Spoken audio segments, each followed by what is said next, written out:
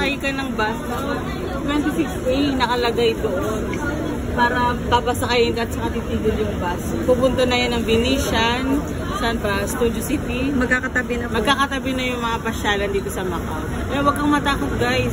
Sumakay ka lang ng 26A. Mag-take the risk ka katulad kami. O, 4 kami guys. O. Yan. Mga kasama ko. O. Ayan. Si Rona. So, 4 kaming naligaw, diba? Okay lang yan. Puno naman din. Sayahin lang.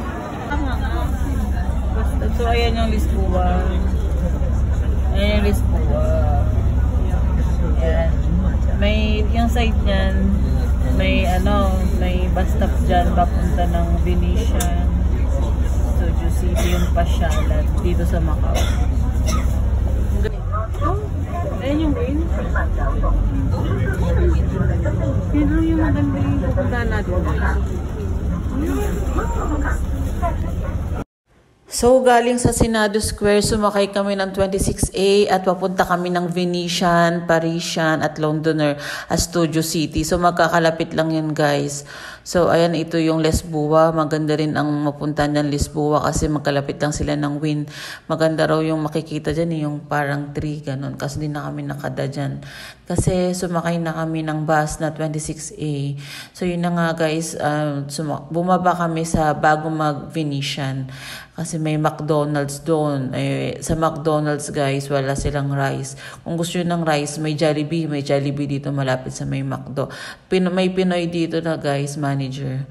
So, ang mahal nga ng kanilang McDo. So, pwede mo siyang ibayad na HKD. Dito sa Macau, pwede ka magbayad ng Macau. So, yan na nga ang Venetian. Napakalapit lang. Ay guys, ano tayo sa Venetian? Pasok tayo guys sa Venetian. Yun na nga, papasok na tayo sa Venetian. So, yan, isang casino. Magkakalapit lang yung mga casino na yan. Yung Parisian, Venetian, Londoner, mga casino yan. So, ang daming ang tao dyan, guys. So, kaway-kaway sa mga nakapunta ng Taguig, Grand Canal. So, parang ganyan na rin siya. Para ka na rin pumunta ng McKinley, guys. So, ang galing nga naman dito sa Macau. Talagang gayang-gaya nilang ibang bansa, diba? So, kung wala kang budget o di pumunta ka na ng Macau, para ka na rin nakapunta ng abroad, diba? So, parang mas ginalingan pa nila. Ang galing talaga ng mga Chinese, diba? Ang galing nila. Mas magaling pa sila sa original. So, yun na nga. So, sobrang daming tao. Yan, talagang fake yung kanilang cloud. So, fake yan, guys. Kasi parang lang yan, kung ano nilagay lang, hindi yan totoong clouds, diba? Kapag umuulan, maliwanag pa dyan sa loob. O, diba? Para ka na rin sa McKinley. Sobrang daming tao. So, ito ang mapupuntahan mo sa Macau. So, kayo guys, kayang-kaya nyo naman siguro mag-DIY at nakaya nga namin mag-DIY. Kahit nagkanda wala-wala na kami, at least, diba? Nakarating rin naman kami dito sa may Venetian. So, magkakatabi lang ang pasyalan dito. Yung next na nito Parisian, tas Londoner at Studio City. Mamamangha ka nga kayo sa lugar na yan at makita mo talaga na parang original, diba? Parang walang pinagkaiba sa original at mas ginalingan nga nila. So yan, dapat pumunta kayo ng Macau, magbaon kayo ng maraming paa.